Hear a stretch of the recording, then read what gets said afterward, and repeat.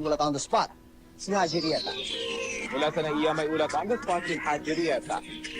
At saksi si Haji Rieta. Saksi si Haji Rieta. Yan ang tinutukan ni Haji Rieta. Yung pagiging journalist po is one of my big dreams. Nag-work po ako as a reporter for a total of almost 6 years po in the field of journalism. Pero I decided to quit my dream job.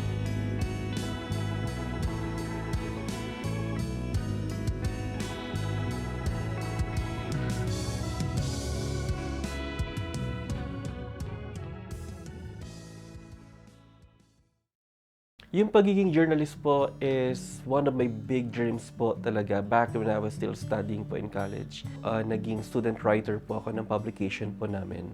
Doon na po nag-start yung interest ko, nahubog po yung skills ko in writing. Nung nagsisimula pa lang po ako sa journalism, mga awit po ako at pangalawang pangulo ng PNK po. And while on the field, every weekend, nagagawan po ng panahon, nabibigyan po ng oras ang pagtupad po. Nagkaroon kami ng OJT or on-the-job training po to one of the local networks in the Philippines. And then after po ng aming internship, the station called us and then they asked me if I can join with them after my graduation. And when I was given a chance to have this opportunity po na mag-join sa malaking broadcast company in the Philippines, I really took it. I really took the opportunity. Mga residente na apektuhan ng bakbakan sa Zamboanga City. Nakatutok si Haji Rieta. Sa patuloy na bakbakang nagaganap sa Zamboanga City, dumarami ang bilang ng mga inilikas na mapektadong residente. Sa pinakuling tala ng DSWD, mahigit 60,000 na ang nasa evacuation center ngayon.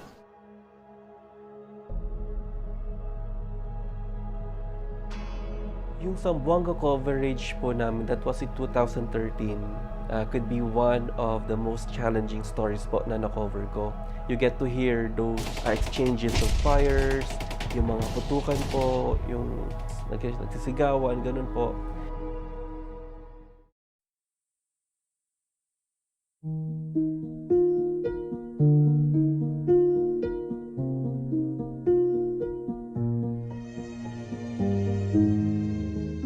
Kino-cover namin yung mga pamilya that talagang makita mo sa kanila na nahihirapan sila, na they are escaping the war, umaalis sila, lumilikas sila sa mga bahay nila para lang maiwas doon sa kaguluhan na yon.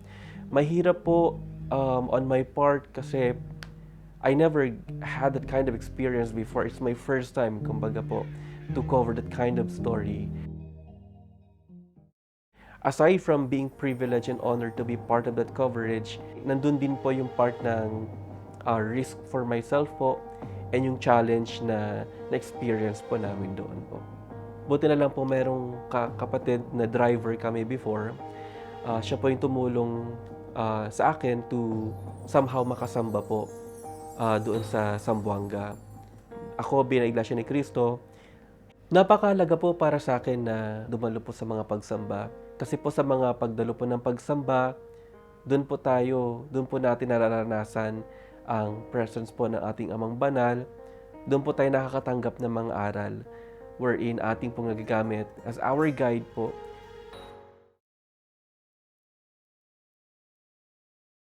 Pagka ang tao nakasagupan ng matitinding kahirapan, pagsubok, problema sa kanyang buhay, maaaring magbunga ito ng kalituhan sa tao. Maaaring magbunga ito ng pagkabahala. O kaya ay ang malala kawalan pa ng pag-asa. Manghina. Mga kapatid, yan yung mga natural na reaksyon ng tao pagka mayroong problema. Kung halimbawa kayo, meron kayong nasagupang mabigat na problema at ganyan ang naramdaman ninyo, hindi tayo dapat magtaka. Hindi natin dapat isipin, bakit ako, tao ako ng Diyos Nangyari sa akin yan. Talagang maaaring itulot ng Diyos na ito ay daanan ng bawat isa sa atin. Kasi narito pa tayo sa mundo. Hindi naman perpekto ang buhay dito. Kailan magiging perpekto ang ating buhay, mga kapatid? Doon sa bayang banal. Pagka nakarating na tayo doon sa pangako ng ating Panginoong Diyos. Kaya nga ang sabi namin sa inyo, kinakailangan malaman natin ano ba itong ating makakaharap. At hindi lang malaman yun, kundi higit sa lahat, malaman natin kung papaano tayo makalalampas sa lahat ng yan para hindi masayang itong ating pagkaiglesia ni Kristo. At matiyak natin na yung kaligtasang pangako sa atin, matatamo natin pagdating ng araw ng paghuhukom.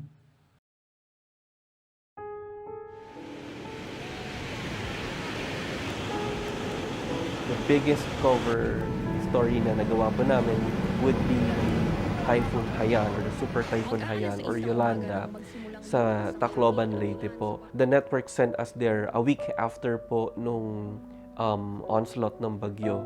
And pagdating po namin doon, mga bahay po sobrang sira na, sobrang halos wala na po talaga mapapakinabangan. Nakakalungkot din, you get to see the bodies of the people. Nasa gilid lang po ng kalsada, naka-body bag lang po. Wala silang magawa. Walang magawa yung mga tao doon. Kailangan nila ng tulong.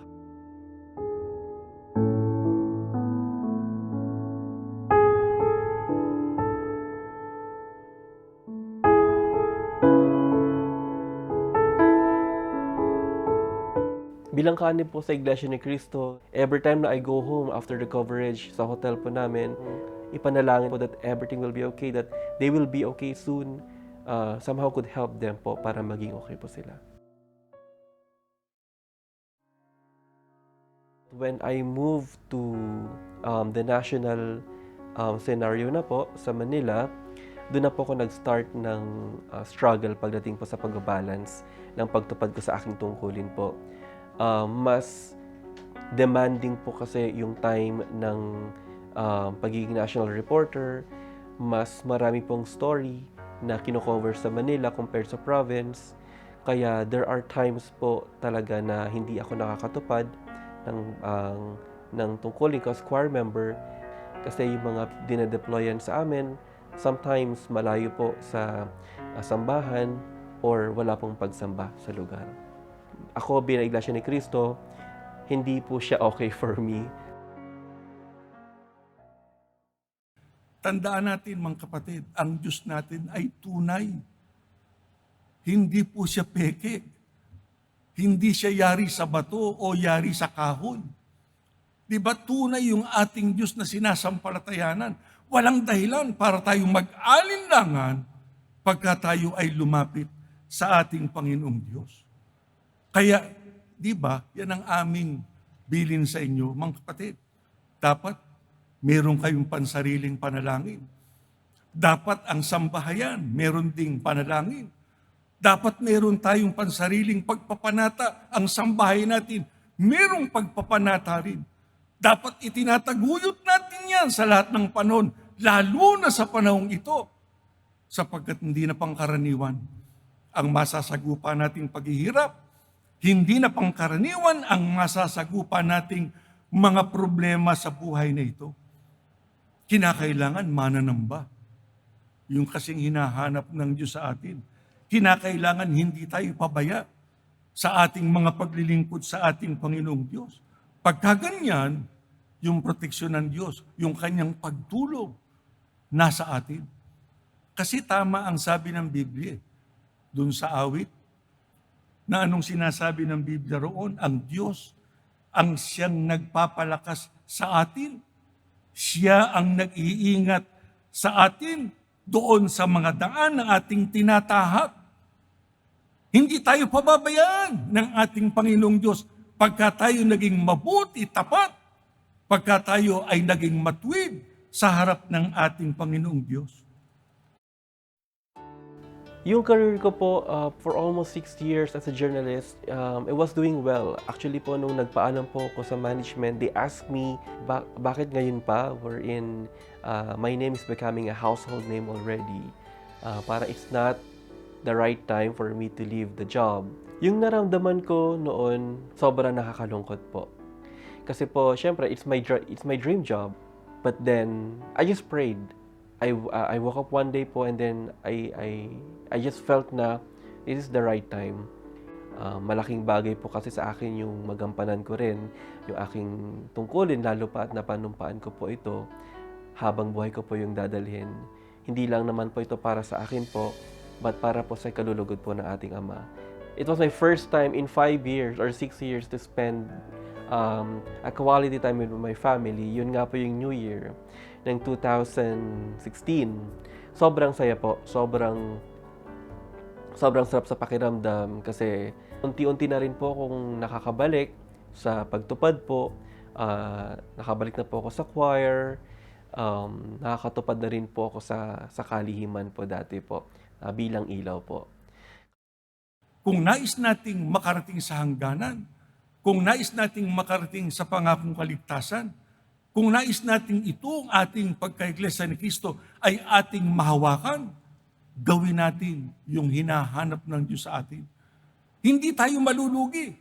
Sapagkat sa oras na gawin natin yung hinahanap sa atin ng ating Panginoong Diyos, pagka tayo tumawag sa Kanya, magiging magaang na matatamo natin ang Kanyang pagsagot, ang Kanyang pagtulong, ang Kanyang pagliligtas na kailangan natin sa ating buhay. Mga kapatid, ngayon nasa pagsamba tayo. Nakatunghay sa atin ang ating Panginoong Diyos. Nakatunghay din sa atin ang ating Panginoong Kristo. Yan ba maipapangako natin sa kanila? Na kahit na ano ang ating masagupa, hindi tayo hihiwalay. Hahawak tayo sa ating kahalalan. Hindi tayo bibitiw sa ating pagkaiglesia ni Kristo. Itataguyod natin ang paglilingkod na ito. Sana magawa natin yan. Sana ang ating puso ang siyang magsabi sa Diyos at sa ating Panginoong Kristo. Anuman ang aming masagupa, hindi kami hihiwalay sapagkat sumasampalataya kami. Ikaw ang tutulong sa amin. 2018 po ako dumating dito sa abroad through my sister po. Siya po nagdala po sa akin dito. Ibang-iba po pala yung buhay dito abroad. It's not na iniisip ko nung when I was in the Philippines po na nagkaroon po ako ng culture shock din po kasi wala naman po tayong experience kung paano mamuhay dito sa abroad. There are times na parang ayoko na. Gusto ko na umuwi kasi iba po yung nakasanayan kong buhay sa Pilipinas eh. But then, as days go by, as months go by, years go by, I convinced myself na nandito ako to have a fresh start, to support my family as well. Yun po yung naging motivation ko. And at the same time po, aktibo po ako, mas na-introduce po ako sa iba't ibang mga tungkulin. So yung feeling ng homesickness, hindi mo siya gaanong mararamdaman kasi busy ka po sa pagtupad and marami rin pong mga Filipino or mga kabayan na tinatawag po namin dito na nakakasalamuha mo. So yung lungkot, unti-unti po siyang naiibisan. Tandaan natin, ang Diyos natin, ang siyang mag-iingat sa atin doon sa daan nating tinatahak para nang sa ganon, makalampas tayo sa lahat ng yan at makarating tayo sa piling niya. Kaya huwag kayong masiraan ng loob. Huwag tayong nervyusin, mawala ng pag-asa pagka dumadaan tayo sa pagsubok. Lapitan natin ang Diyos, tawagan natin siya. Sa Kanya tayo magsumamo sapagkat walang ibang makatutulong sa atin kundi siya lang. Kasi pagka ginawa natin yan, may pangako na ang Diyos. Ibibigay niyang proteksyon na kailangan natin. Ibibigay niyang tulong na ating kailangan. Tutulungan niya tayo para tayo makatakas, makalampas sa lahat ng mga bagay na yan.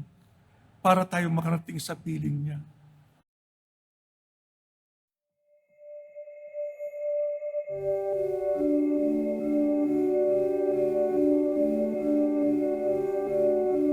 Currently, isa po akong HR professional po.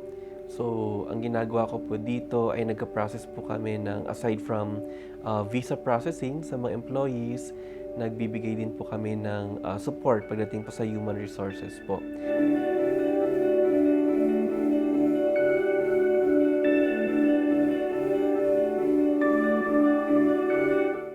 Other people might say na bigla ko na lang pinabayaan or iniwan yung pangarap ko sa buhay to become a known journalist.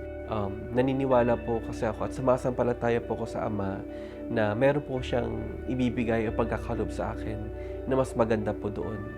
Sa ngayon po, ako po ay isang pangulong kadiwa po ng aming lokal, and at the same time po, I'm a choir member din po, district multimedia correspondent po, and guro po sa pagsamba ng kabataan po. Napakasarap po sa pakiramdam that I get to share my skills po nung ako po ay nasa field pa ng reporting sa Pilipinas. Na ngayon po ay sobrang nagagamit ko po sa hindi lang po sa pagtupad ng aking tungkulin, becoming a multimedia correspondent, maging na rin po sa ilang programa po ng iglesia. Kaya po, napakasarap po sa pakiramdam kasi yung pinaglilingkuran mo ay hindi na lang po mga tao. Naglilingkod ka na rin po sa ating Amang Banal. Sa kapatid na Eduardo V. Manalo, maraming salamat po dahil itinuturo po niyo sa amin kung paano po mapataas ng uri po ng aming mga pagtupad sa aming mga banal tungkulin. Hindi po kayo napapagod na payuhan kami sa pamamagitan po ng mga pagsamba, yung mga dapat po naming taglayin, mga characters po becoming an Iglesia ni Cristo member po. At isa na nga po yan sa mga hindi ko makakalimutan ay yung palagi pong manalangin sa anumang okasyon, masaya man or kalungkutan, na lagi lamang po tayong manalangin at dumalo po sa mga pagsamba. Kaya po Ka Eduardo, maraming salamat po.